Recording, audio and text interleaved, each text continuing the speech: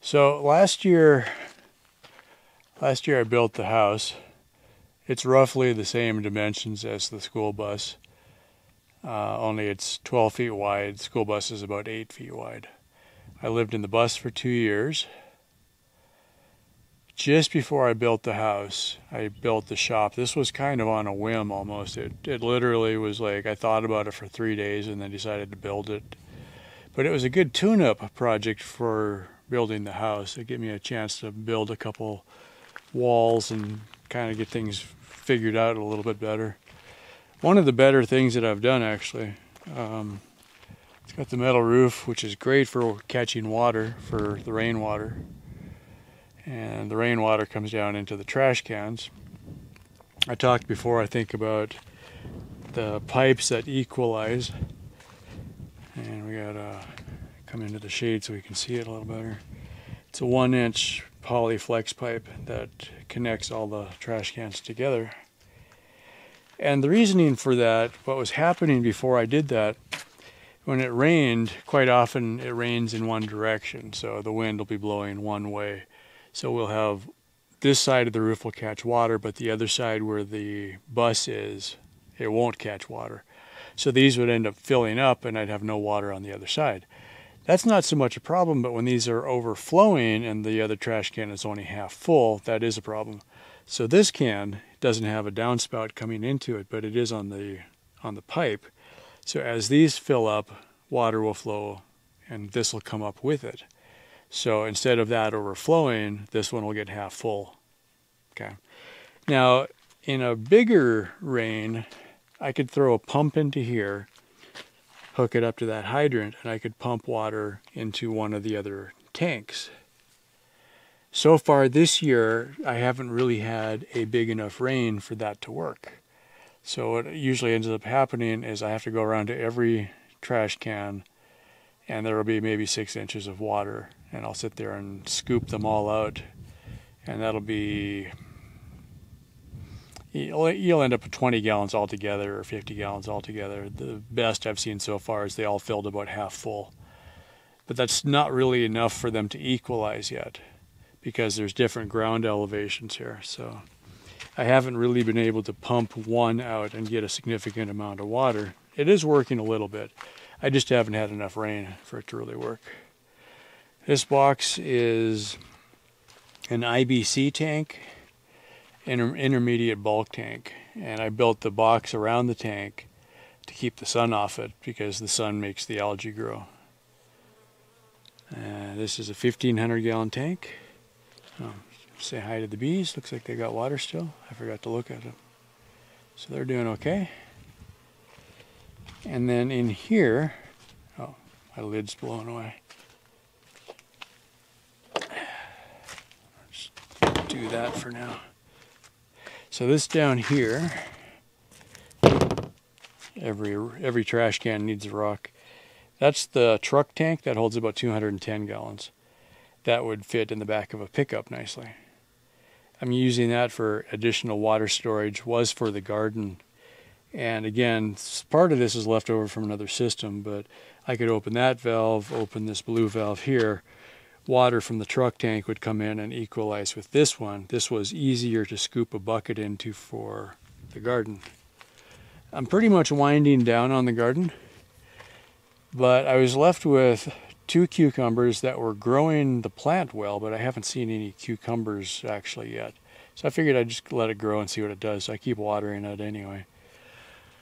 And then over on the other side, I've got a couple, 3 or 4 plants of lettuce left and a few carrots that I'm just going to let grow until they get big. This one and this one, let's see, this was carrots, onions, radishes, onions. This was all lettuce. That was potatoes. This was supposed to be cucumbers, tomatoes, and peppers. Cucumbers are the only things that grew, and I just dug these ones out because they were dying in the sun, and so when I built the shade, I made it long enough to cover 1 or 2 plants. I figured I'd just go with that and see what it did. But the only reason I'm still growing it is I've got gray water from the sink in the shower, so I might as well dump it out here, otherwise it's just wasted for nothing. So I figured I'd grow it for an experiment, if nothing else. And the lettuce, I do a cut in every couple days and have a salad. So it's kind of at a point though where when it's 100 degrees, the amount of water it was taking to keep them alive just really wasn't worth it, you know. So potatoes, virtually nothing grew. It was just a waste. The tops were huge. I just wasn't getting any bottoms compared to the radishes that grew huge in about a week and a half, it seemed like. So for next year, the plan is to look for things that grow quickly, like lettuce, onions, carrots, radishes, and not do anything else. So I might just have 2 or 3 boxes instead of all of them and go from there. But the lettuce is doing well, so can't beat that. I showed a little bit of solar panels earlier when I cleaned them. The big panels were donated. That was pretty cool. One of the viewers had some leftover panels he didn't need anymore, so I got some free panels, and then the other ones are Harbor Freight panels. I've got 2 charge controllers, 4 deep cycle batteries. Because the panels don't match, I have 2 different charge controllers. But they're all feeding into the same battery bank. And that's about it. Oh, we didn't really do anything with the bus yet, so let's take a look at the bus. And then we'll do a walkthrough of the house, and I think that'll do it for my day.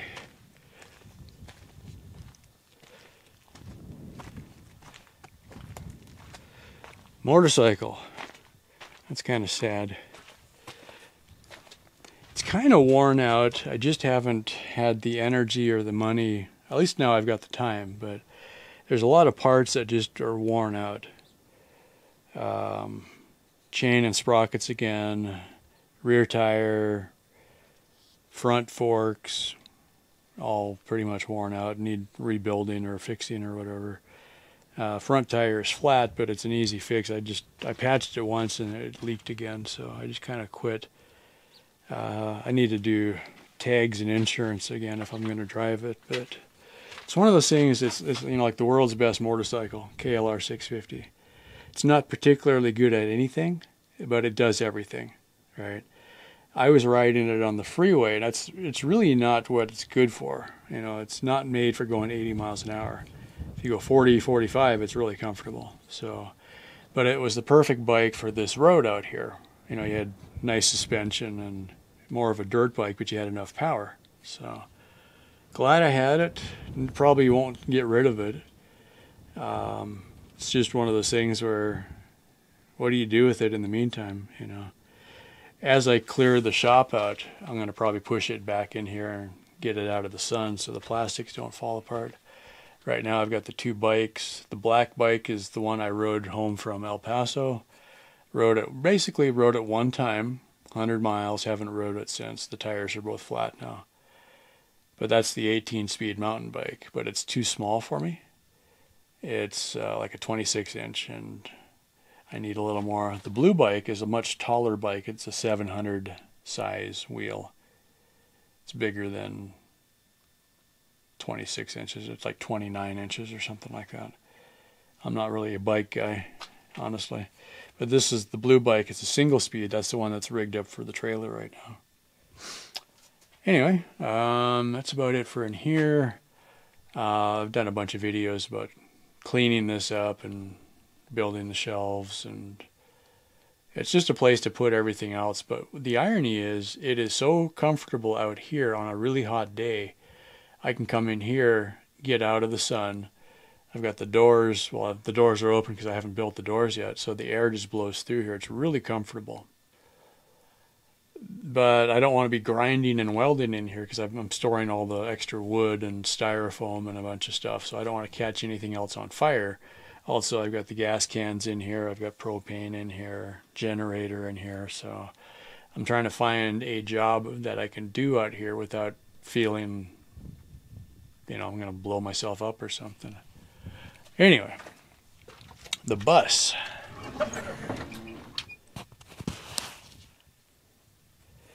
Lived in this for a couple years. There was several iterations. One of my favorite things, though, was when I built my desk up here in the front, because you got this whole view. That's just cool, right? Plus you got the door that can open. You've got a window here that opens. I put a screen on that. And you can just sit here and hang out. So I set it up that because I used to be a mechanic, I took the steering wheel and the whole dash and all of the switches and the heater. There used to be, you know, the whole heater box for the bus is behind that pink insulation. And there used to be all the wires. You can see all the wires still. All the switches over here, right? So I took all of that out, and then I just built the desk. So obviously you can't drive the bus anymore. Not going to drive it probably ever again, but I suppose if I wanted to, I could put it all back together again, but probably never will. I think it got 4 miles to the gallon, so. This is one of the tables. I set this up for doing the electronics kind of stuff, building the battery packs for the bicycle project. So that's one. This way I can leave all this stuff over here and it doesn't clutter up the house. So the lighting is good in here because of all the windows. If I get over here first thing in the morning, it's not too hot. And I've got a dedicated place to just do all this kind of stuff. More or less. And also shelves. Because I had this place plus the house plus the shop, now I'm able to kind of move things around a little bit and start to organize and not have things stacked, you know, as high. So now I can start to find things a little bit that were lost. So there's a dryer over here. That's an electric dryer. I can run that with the generator. The big generator that was in the shop, not the one that's outside. So I can run that. And what I have been doing, because I don't use it very often, just open the window, throw the vent hose outside, and then when I'm done, roll it back up again. So the washing machine is the one I do use. This runs off of, I've got plumbing there, and there's PEX plumbing into here, and it's on the same system that's going to the house. And regular washer. Bought it used. Found a guy that did rebuilding. So yeah, that's that. More tools and stuff. All the insulation that hasn't gone in the house yet. It's a good place to store it, I guess. This is a water filter I have improvised. It's a pond filter media, and the bucket has holes in it, so you just pour water into it and it goes through the filter and into the main tank then. That's pretty much it. Oh, 3 bags of growing soil left over. And just a bunch of just regular crap that I don't know where else to put it, so it just gets thrown over here. Yeah. Anyway, that's the bus. I guess what I was going to say, though, when I came over here, the reason, well, 2 things. I kept the bus because I already had it. It made sense to keep it. It's relatively clean, dry storage. I lived in it for a couple of years. The windows leak a little bit. The air blows through here. It's hot in the summer. It's cold in the winter. But you can store things in here and they generally don't get too dirty. It's about 30 feet long, 8 feet wide. It's about as long as the house minus the engine compartment. Basically, the bumper lines up with the front of the house. So I can make a little workstation over here. I can store things in here, and that takes a load off of the house. So the house is 12 feet wide by 36 feet long, plus another 8 feet here by 30 feet long, plus the shop, which is another 8 or 10 feet wide. I guess about 10 feet wide. All right. So by keeping all 3 of them, I didn't have to make the house any bigger than it is because I already had this. So going forward, I will make more use of the space in here. Yeah. Oh, it's so hot in there. This feels good. It always feels good to walk out of there.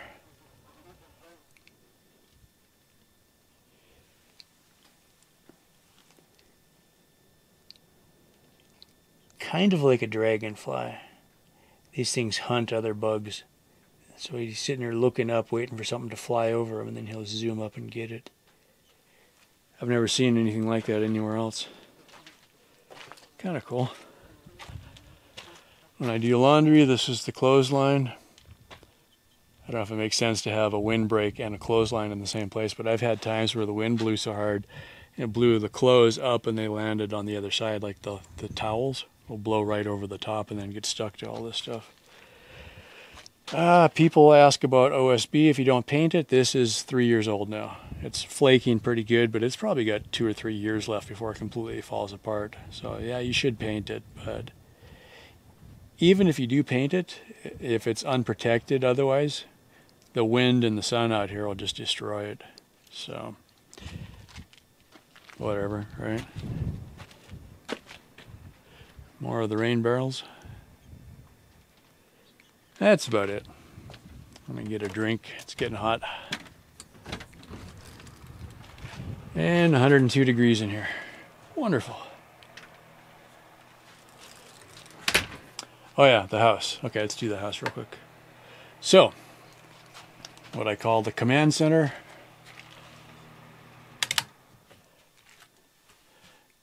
Giant monster desk. Because I used to work in computers, I've got multiple computers of various kinds. I don't even know how many laptops I own. Close to 10 altogether, I think. None of them are new. I think the newest one is that Chromebook, the one that's open. It's not particularly fast, but that one will run a long time on a battery, so that makes it useful. A lot of my web surfing, email, and writing gets done on that because I can run it without power for like all day. 7 or 8 hours easily. 3 matching almost 24-inch monitors. Those 2 are hooked up to the big computer, which is the one down there. I don't typically run that because it uses a lot of power, and I've worked myself into a situation where I really don't need it very often, so it just sits down there and doesn't run. And then one day I realized that the whiteboards I could clip right onto the top of the monitors, and so that kind of worked out okay. What I did, the whiteboards have a French cleat on them. It's a little piece of wood with a 45 cut into it, and that strip of wood up there is another French cleat, and so these will clip anywhere on there. And also over the window I put some more cleats, and I could hang more whiteboards there. I can do whiteboards all the way across here, way up the bed, and that one there also is on a French cleat. So when I get an idea that takes a lot of thinking, I will spread it out on whiteboards, and this is also my list of unfinished projects that could be there for a while. It's one of the things that I like doing, is just whiteboarding an idea and trying to figure things out. What's nice about it being up on the wall like that is I can walk by it, look at it, think about an idea, add a note to it, and then keep refining it. And then after a few months, I'll have it kind of figured out. Another trick I've learned, taking either my cell phone or the camera, take a picture of the whiteboard once in a while, and then erase the whiteboard, and then use it for something else. And then I can go back to the picture and not have to leave the whiteboard up. I've had ideas that I just sat here with the camera running at the whiteboard, and I sketched up ideas and then erased them and sketched up more ideas in real time. And then I can go back and look at the video a week later, and you think of new ideas, and then you do the same thing again. So that might get used when I start actually building the bicycle project. As I get a little closer in the design, I'll start sketching up and copying ideas I like from other bikes and so on. Talked about the deep freeze. Good thing to have out here. It runs well. I talked about the kitchen already. That's the office. When I'm in my zone, writing and video editing, that's my whole world. So setting it up was the main part of the house. I built the house around that corner, basically. You know, other people, you know, like somebody was asking me, where's my living room? Where's my couch? I don't have one. I don't it's been a long time since I've owned a couch. I just have one good chair, and I sit here as long as I can. I go out for a walk. I come back. I sit here, do my thing. Then I go to bed. You know, it's a memory foam mattress, one of those ones that you can buy that they mail it to you. I had that in Austin. That's actually a pretty good mattress. Built the frame out of 2x4s and OSB. The covering is for wintertime. If you can keep your body heat in the bed, it's much more comfortable. Instead of trying to heat the whole house, just your body is like if you go camping in cold weather, you get in a tent and it doesn't take very long until you're comfortable. So those are just moving blankets held up over a frame, and it holds the heat in pretty well. Now, obviously in the summertime, that's not so good. I just never took it down. Yeah. More shelves. Between storage totes and laundry hampers, because I don't have a proper closet or dresser drawers or whatever, I just picked up a few extra laundry hampers. So all of my clean socks and underwear just go in a drawer, and that's it. That's it. Storage room, 8 feet by 12 feet. I built it around making these shelves. I missed a dimension somewhere. There was going to be another shelf like this on that side. And then I think what happened was the 8-foot dimension is outside of that wall, I think to outside of that wall. So I don't have 8 feet between the walls like I thought I did. I just completely missed it. And I didn't catch it until I had already built these shelves and was going to put that shelf there, and then realized there wasn't as much room as there was on this one. So I just skipped that one, put the filing cabinet there. I'm going to, coat rack goes here kind of thing. I'll put some more hooks up there and put the coats and stuff. But this, yeah, long pause. I have moved so much my whole life that I end up just putting things in totes and leaving them. And so a lot of this stuff is stuff that I haven't looked at very much in the last 3 years even. But now as I get time, I can dig through it. I've got a bunch of electronics parts, robots in the making kind of thing. I got a whole box full of stepper motors, that kind of stuff, right? Tinker stuff, electronics, servos, Arduinos, Raspberry Pi stuff, that kind of thing. Yeah. And then part of it also, because that's my inside shop for doing other clean kind of work. So I'm using a lot of this for storage, a whole shelves full of nuts and bolts and stuff like that, so that I don't need to store as much in the shop itself. Tinker shop. It's got 4 matching workbenches, 2 on each side. Actually, the ones on this side are wider. As I get things more organized, I'll actually be able to use the benches. Right now they're completely covered in tools and whatnot. This is the motor for the bicycle project. When I get it finished, the motor works. I just don't have it finished yet. But yeah, as I work through piles, and I clear tables, a lot of the stuff that used to be on here is out in the outside shop now. So it's getting better. Honestly, it is. It's just a matter of working through the piles and finding better homes for things. Every time I build a shelf, it gets a little bit better. And then you realize how much stuff you actually have. This is all tools on this side. Underneath, air compressor, table saw, and this is the chop saw we use today for cutting metal. A lot of this stuff underneath is what used to be in the truck. So I've got the floor jack, a bunch of wires that came out of the truck, tie down straps and so on. There's the water heater. That's a 110 AC powered power electric water heater. Holds 7 gallons. That's plenty for a short shower. It takes long enough to heat 7 gallons. I would not want to heat 20 gallons. And you can't heat half of a water tank. Right? So if you had a 40 gallon or 20 gallon tank, even if you're only going to take a 5 gallon shower, you don't heat at 25%. You have to heat all of it to whatever temperature you're going to take the shower at. So I don't leave my hot water heater on all the time. I turn on the breaker before I take a shower, and then I run the generator typically to heat up the water. So the smaller tank heats up faster. That's pretty much it out here, I think. Gives you a little bit of an idea. As I get time, I get to work through projects. So I got no shortage of things to do, and I've got most of the parts I need. It's just, honestly, the hardest thing in the last 6 months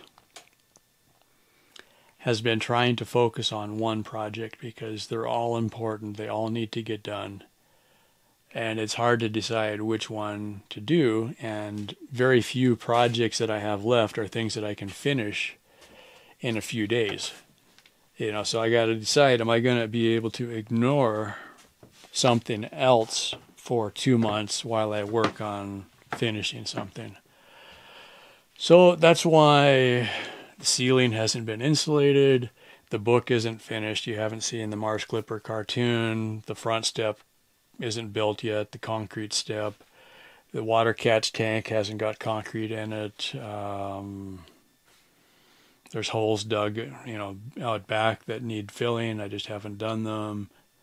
And there's usually one thing I want to do before I finish something, right?